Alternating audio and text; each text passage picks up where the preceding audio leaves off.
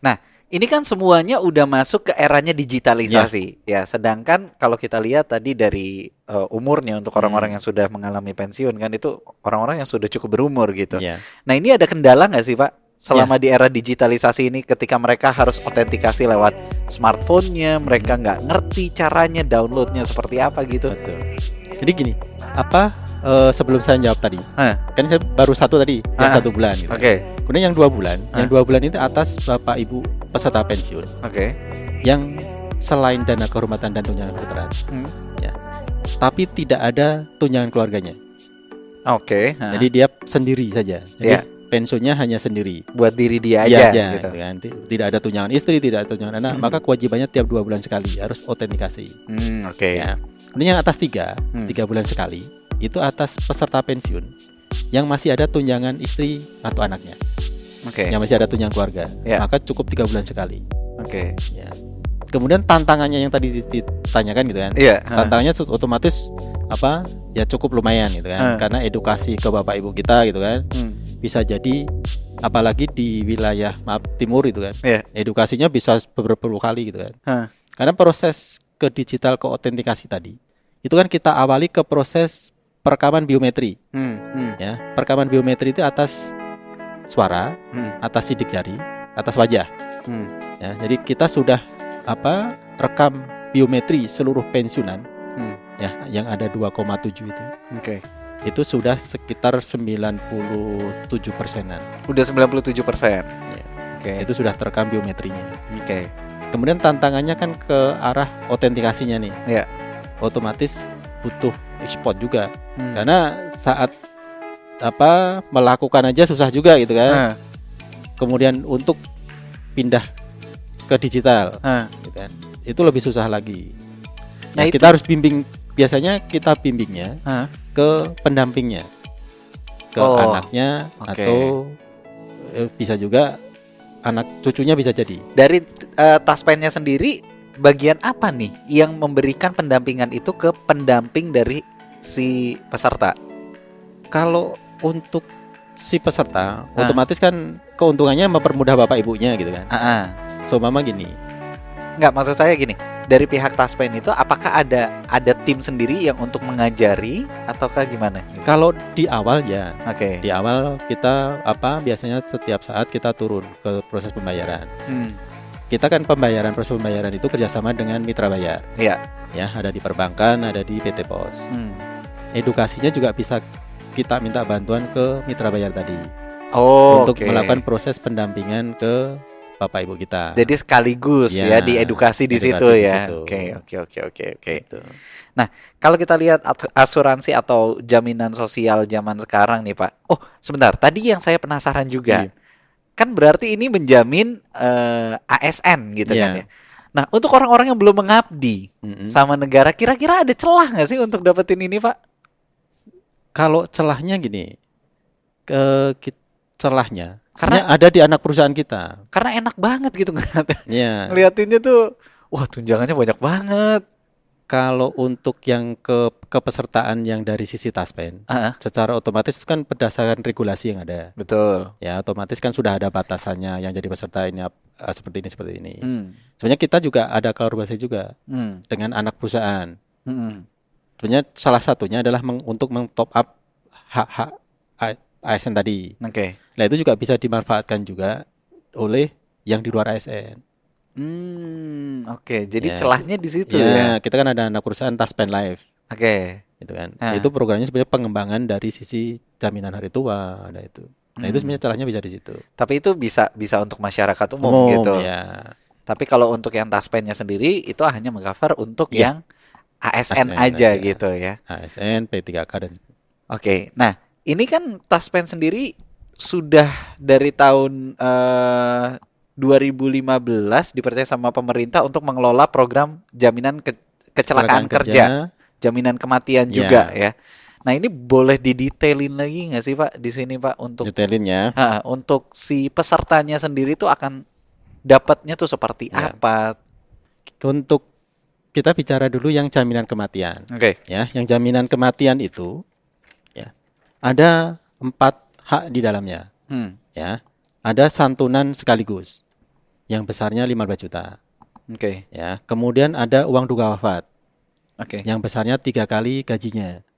Ya, 3 kali gajinya itu Ya. uang duka wafat. uang duka wafat. Oke. Kemudian ada bantuan pemakaman yang besarnya 7.500.000.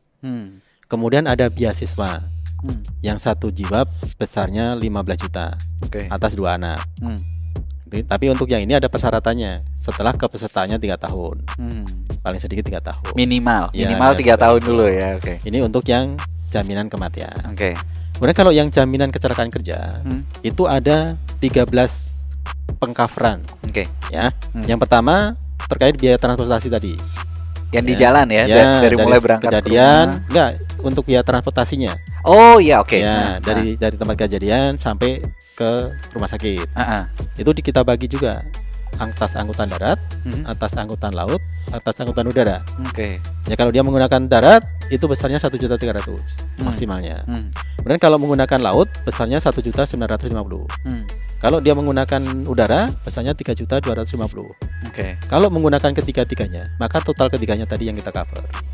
Oh iya. Jadi seumpama kalau di Jakarta nggak mungkin ya, tapi kalau yang di wilayah timur kan mungkin. Iya, di pedalaman gitu ya. Bisa jadi tadinya lewat darat, habis itu lewat Laut. lewat sungai gitu kan.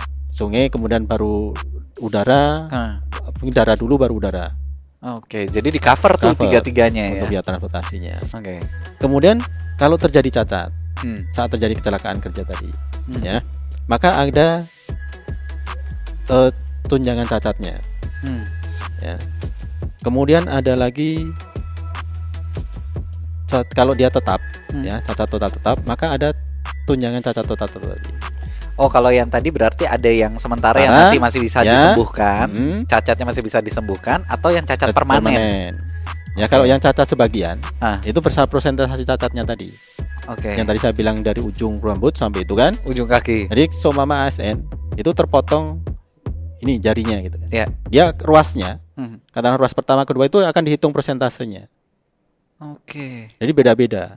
Antara kiri tekanan pun akan beda persentasenya. Oke. Gitu kan. Kalau misalkan dia aktifnya pakai tangan kanan gitu, berarti ini lebih tinggi gitu. Enggak, itu enggak dibedain. Oh, itu tapi otomatis yang umum aja. Oke. Beda antara yang kanan, ya kan aktifnya di kanan nih. Maka yang kanan antara yang kiri beda. Oke. Selama di jempol kanan sama jempol kiri otomatis persentasenya beda. Oke, ya. Itu kalau itu sebagian hilang, ya. Kemudian kalau cacat fungsinya juga seperti itu. Seumpama kita tadinya SN, kemudian kecelakaan, ternyata sisi pendengaran ataupun perasanya itu berkurang, gitu kan. Maka juga ada tunjangan cacat itu. Kemudian kalau yang total tetap tadi, maka selain saat kejadian kita bayarkan tunjangan cacat tadi, santunan cacat tadi, juga ada yang bulanan. Jadi 250 selama 2 tahun. Oke. Itu yang total tetap. Tapi dengan catatan cacat total tetap. Tetap ya. Jadi saat kejadian kecelakaan maka dia udah nggak bisa apa-apa nih. Oke. Mungkin hanya berbaring dan sebagainya. Iya. Maka ada tunjangan tadi, santunan tadi ditambah dengan yang 250. Oke. Ya. Kemudian selain itu ada kalau yang total tetap tadi, kemudian pensiun, ada tunjangan cacatnya setelah dia pensiun. Oh, tetap masuk juga tuh ya masuk. Berarti ya. Jadi saat dia dapat pensiun, ditambah lagi tunjangan cacat tadi. Oke, iya. Selain itu dia ada juga biaya pengobatan yang saya sampaikan tadi sampai sembuh ya di kelas 1 tadi. Kemudian saat dia dirawat di rumah sakit, gitu kan tidak bisa bekerja, maka ada santunan sementara tidak bisa bekerjanya. Oke. Jadi kalau dirawat 2 bulan, gitu kan, maka selama 2 bulan lagi ada tunjangan sementara tidak bekerjanya. Nah, apakah itu dia tetap dapat salary dari perusahaannya juga tetap gitu atau gimana? Kalau yang ASN kan biasanya gajinya tetap.